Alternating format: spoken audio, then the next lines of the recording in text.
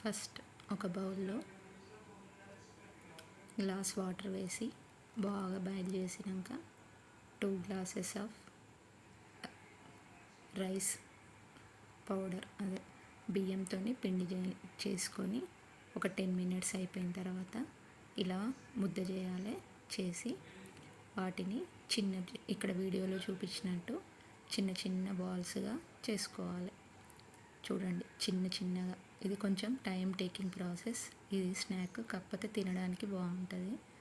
ఇలా చిన్న బాల్స్ వేసుకున్న తర్వాత మళ్ళీ వేరొక బౌల్లో కొన్ని వాటర్ వేసి ఇలా చిల్లులది పాత్ర పెట్టేసి గిన్నె పెట్టేసి దాంట్లో ఈ బాల్స్ అన్నింటినీ వేయాలి. వేసి దీని మీద ఒక మూత పెట్టేసి అలా కొద్దిసేపు బాయిల్ చేయాలి. మామూలు ఫ్లేమ్లో పెట్టి ఒక 15 మినిట్స్ అలా బాయిల్ చేసి అవి ఉడికిన తర్వాత పక్కన పెట్టేసుకొని వేరొక బౌల్లో ఆయిల్ వేసి జీలకర్ర,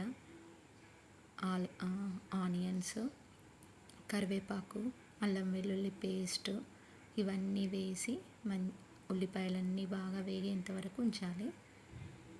ఇవి స్టార్ట్ చేసే ముందే శనగపప్పు, పెసరపప్పు 2 కలిపి నానబెట్టుకొని మిక్సీ పట్టుకొని ఉంచుకోవాలి. ఆ మిక్సీ పట్టిన పప్పుని ఇందులో వేసాను నేను ఇప్పుడు.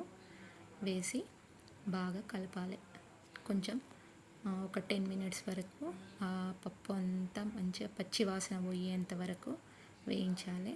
వేయించిన తర్వాత అందులో పసుపు వేసి ఈ రైస్ బాల్స్ అన్నీ వేసి కారప్పొడి వేసి కలపాలి.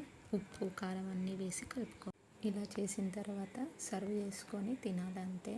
ఇవి చాలా బాగుంటాయి. మీరు ఒకసారి ట్రై చేయండి.